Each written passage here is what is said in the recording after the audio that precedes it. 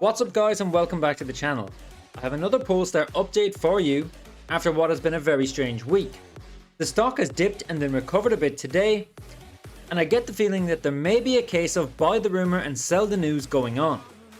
We have seen that a lot with SPAC mergers over the years. The stock runs up and then dips, but then runs again. But there are other things going on here too. So in this video, I will look at the very latest developments and I will address some of the nonsense reasons for some of the sell-off. I will look at the financial position and compare this with rival companies to show you how Polestar can make the most out of having the least.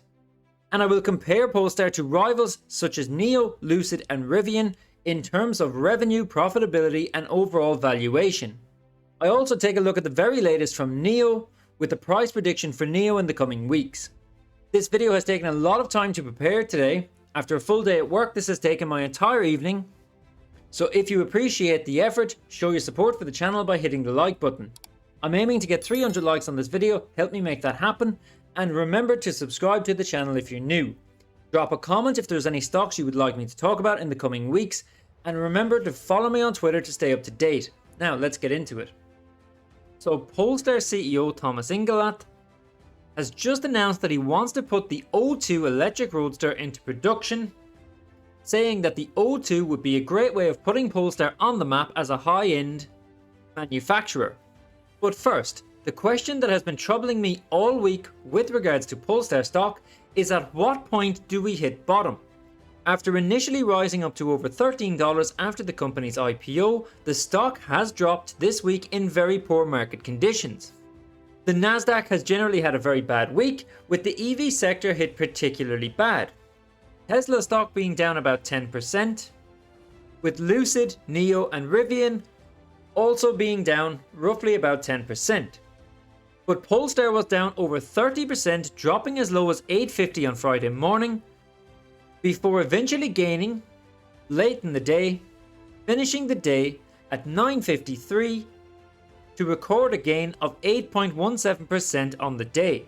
Now this is the same thing that happened just a few days before the merger, where the stock also dropped to $8.50 before going on a run to over $13. So far this price of $8.50 has proved to be the lowest point of support for Polestar stock. And at this price it gives a valuation which is quite hard to believe. At $8.50 this would make Polestar worth just over $17 billion, which is insanely low considering that in the EV world right now, the only company producing better results and selling more EVs outside of China than Polestar is actually Tesla. When it comes to major companies looking to go green and expand their fleet of electric vehicles, the first company at the top of any list is obviously Tesla. The second is Polestar. But we already know this. We have already seen this when we've seen the recent contracts being signed between the car rental firm Hertz, who signed the biggest EV contract in history with Tesla last November, and this was closely followed by the second biggest contract in history that was signed between Hertz and Polestar earlier this year, with delivery of these vehicles having already begun in Q2 of this year. Compare this then with some of the hype stocks that we see in the market today, such as Mullen Automotive, who have talked about major contracts with major Fortune 500 companies, but nothing materializes out of this. Polestar is a real company with real facilities.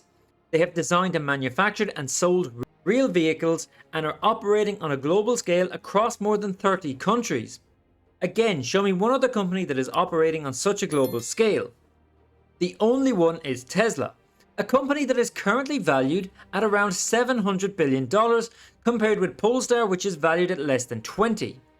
In fact, Polestar is valued at less than rival companies that have less sales, less market penetration across less markets, companies that have not delivered and do not forecast to deliver anywhere near as many vehicles as Polestar.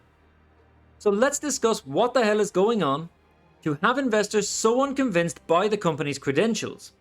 First things first. Too many people are calling this company a Chinese company and are comparing this with the likes of NIO, Xpeng, Li Auto, or Bidco. And the reasons for this are very simple. Number one, Polestar currently produces its vehicles in China, and this is largely because Polestar's main shareholders is the Volvo Group, who despite being a Swedish company is actually owned by Geely Automotive, which is a Chinese company. So first of all, just to be clear, Polestar is a Swedish company that is headquartered in Gothenburg, Sweden, not China. Their production is currently taking place in China, but from 2023 onwards, for Polestar's upcoming vehicles, a sizable portion of their production will take place in the US, in Charlestown, South Carolina. So this is not a Chinese company, it is listed on a US exchange and will be producing vehicles in the US. Just because Polestar's major shareholder is a Chinese company does not mean that Polestar is a Chinese company. After all, I mentioned BIDCO a moment ago. BIDCO is a Chinese company, but one of its largest shareholders is Warren Buffett's Berkshire Hathaway.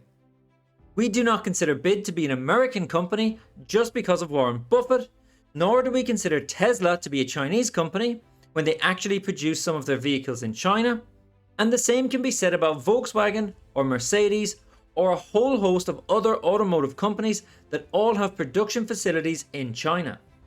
Secondly, and this cannot be stated strongly enough, when we compare Polestar to other rival companies in the EV industry, there are some things that we do not know for sure about Polestar until we get their first public financial statements. Like for instance, how much cash does the company actually have, and will they need to dilute shareholders in the near future before they become profitable? What we do know from the investors' presentation and the redemption rate at merger is that Polestar will have approximately $850 million added to the company's balance sheet as a result of the recent merger. This is on top of the $293 million that the company says they had at the end of 2021. So Polestar actually has over $1.1 billion of cash. But is this enough?